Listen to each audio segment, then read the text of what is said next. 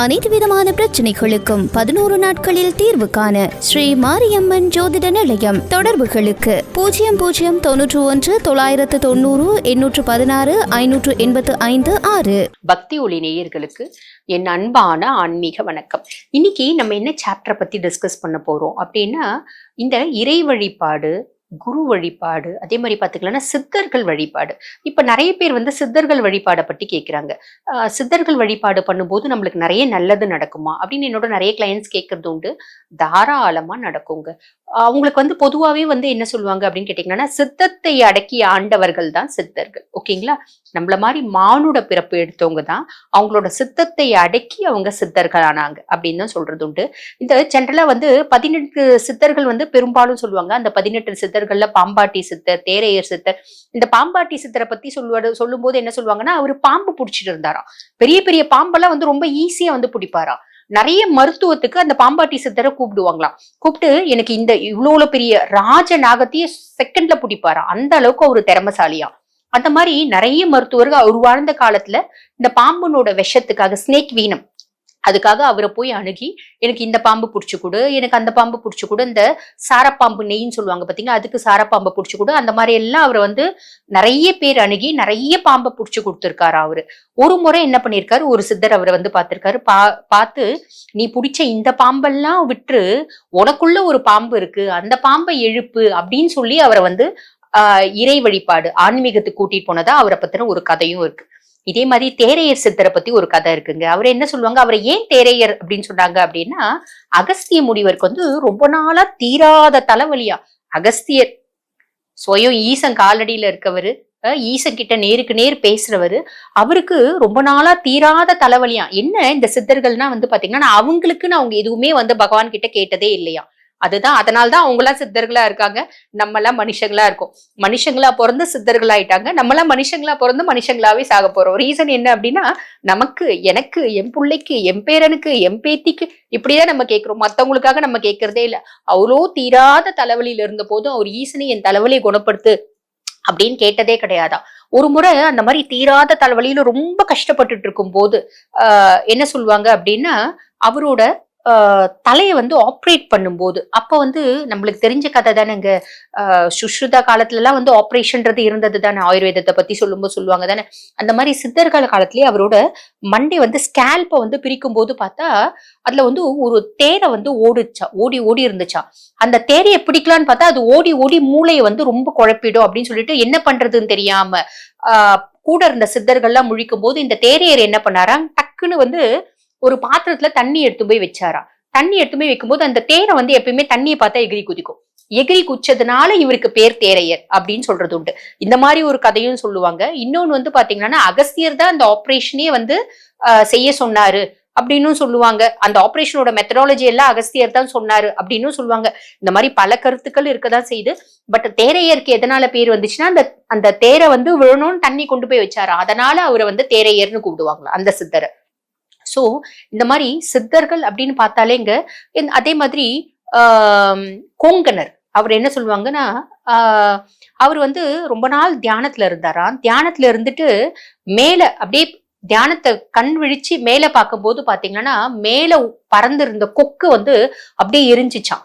எரிஞ்ச உடனே அவருக்கு ரொம்ப பசி, ரொம்ப நாள் தியானத்துல இருந்தார்ல, நேரா ஊருக்குள்ள வந்தாரா. ஊருக்குள்ள வரும்போது வள்ளுவர் இருக்காரு பாத்தீங்களா, அவங்களோட ஒய்ஃப் வாசுகி தாயார் சிறந்த பதிவிரதை. அந்த வாசுகி தாயார் கிட்ட, அவங்க வள்ளுவர் வீடு வாசுகி தாயாரோட வீடுன்னு தெரியாதா, போய் பிக்ஷாந்தேகின்னு கேட்கும்போது ரொம்ப நேரம் ஆயும் அந்த அம்மா வெளியே வரவே இல்லையா. ஏன்னா அந்த அம்மா உங்க வீட்டுக்காருக்கு சேவை செஞ்சிருந்தாங்க. ரொம்ப நேரம் கழிச்சு வெளியே சாப்பாடு போட வரும்போது இவர் அப்படியே முறைச்சாராம்.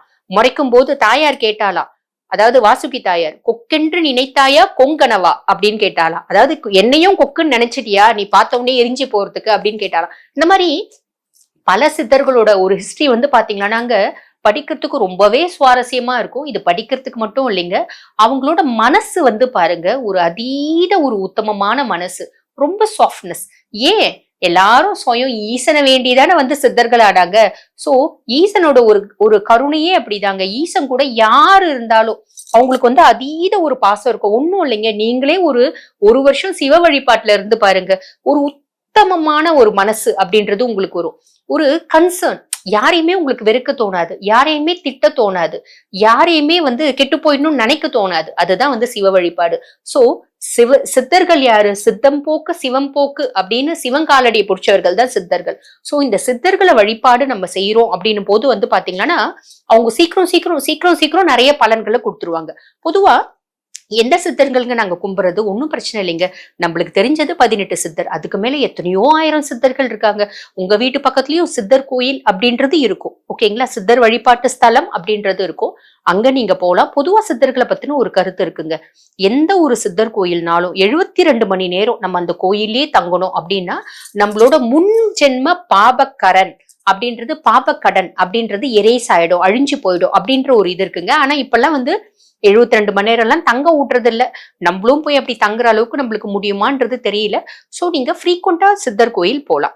கோயிலுக்கு போகும்போது என்ன எடுத்துட்டு போகணும்னா அவங்களுக்கு வாசனை ரொம்ப பிடிக்குங்க.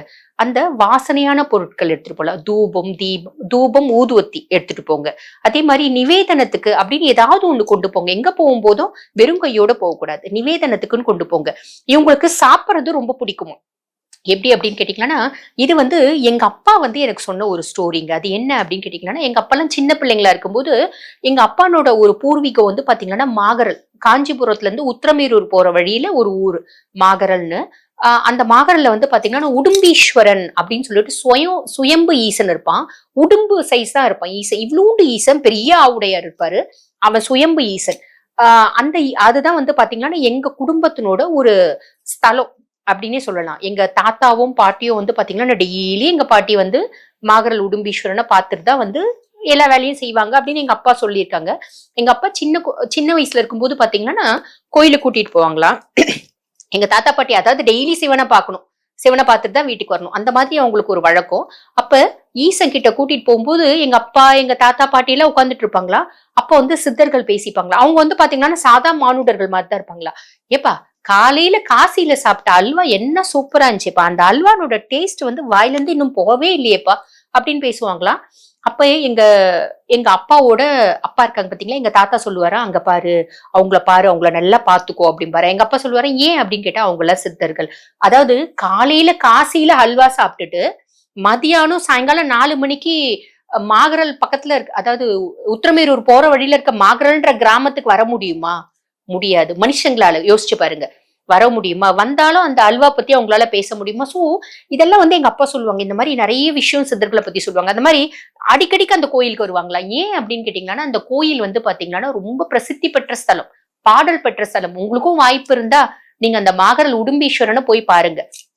காஞ்சிபுரத்துல இருந்து உத்திரமேரூர் போற வழியில நடுவுல மாகரல்ன்ற கிராமம், அங்க ஒரு பாரம்பரிய ஈசன் உடும்பீஸ்வரன். அந்த ஈசனை பத்தின பதிவே நான் உங்களுக்கு போடுறேன். ரொம்ப ஒரு விசேஷமான ஈசன். அந்த ஈசனோட தன்மை என்னன்னா அவனை தரிசனம் பண்ணும்போது நரம்பு சம்பந்தப்பட்ட நோய்களை அவர் கிளியர் பண்ணுவாரு. சோ எல்லாரும் முடிஞ்சா போய் பாருங்க. இன்னொன்னு பாருங்க, அந்த ஈசன் கோயில்ல முருகர் வெள்ளை யானையில உட்கார்ந்துட்டு இருப்பாரு. அது திருச்செந்தூர் முருகனை வழிபட்டா சக்சஸ், பாத்தீங்களா? அதே மாதிரி இந்த கோயில்ல இருக்க முருகனை வழிபட்டாலும் சக்சஸ் அப்படின்ற ஒண்ணு இருக்குங்க. சோ முடிஞ்சா நீங்க எல்லாருமே போய் மாகரல் உடும்பீஸ்வரனோட கடாட்சத்தை பரிபூர்ணமா பெற்றுக்கோங்க, சரிங்களா? இது எதுக்கு சொல்வேன் அப்படின்னா அந்த மாதிரி அவங்க பாத்தீங்கன்னா இன்னைக்கு இங்க இருப்பாங்க, நாளைக்கு அங்க இருப்பாங்க. சோ அவங்க எல்லாம் மனுஷங்க மாதிரியே காட்சி கொடுப்பாங்களாம். நம்ம கிட்ட எல்லாம் போய் அவங்க கிட்ட பேசலாம் முடியாது. அவங்க கிட்ட அவங்க பக்கத்துல அப்படி பேசிட்டு இருக்காங்க, நம்ம சுத்தி வரும்போதே நம்ம உடம்புலாம் பாத்தீங்கன்னா அப்படியே சிலிர்க்குமா. எங்க அப்பா இதெல்லாம் சொல்லியிருக்காங்க. சோ இந்த மாதிரி இன்னமும் திருவண்ணாமலையில நிறைய பேர் அத அனுபவப்பட்டிருக்காங்க. நிறைய பேர் பாத்தீங்கன்னா திருவண்ணாமலையில இருக்க என்னோட நிறைய கிளைண்ட் சொல்லுவாங்க, மேடம் பாத்தீங்கன்னா ஒரு 2 மணிக்கு 3 மணிக்கெல்லாம் பாத்தீங்கன்னா மின்மினி பூச்சி மாதிரி பெரிய பெரிய விளக்கு அப்படியே பறந்து மேல போறத நாங்க பாத்திருக்கோம் மேடம் அப்படின்னு சொல்லுவாங்க. சோ உங்க வீட்டு பக்கத்துல எந்த சித்தர்களா இருந்தாலும் அந்த கோயிலுக்கு போங்க. சாப்பிடறதுக்குன்னு கொஞ்சம் கண்டிப்பா ஏதாவது ஒரு ஸ்வீட் வாங்கிட்டு போங்க, ஊதுவத்தி வாங்கிட்டு போங்க, பூ வாங்கிட்டு போங்க. ஆத்மாத்மா சுத்தி வேண்டி உங்களோட வேண்டுதல் என்னவோ கேட்டு முழு பலனை நீங்க பெறுங்க. இதே மாதிரி இன்னொரு பதிவுல உங்களை சந்திக்கிறேன். நன்றி.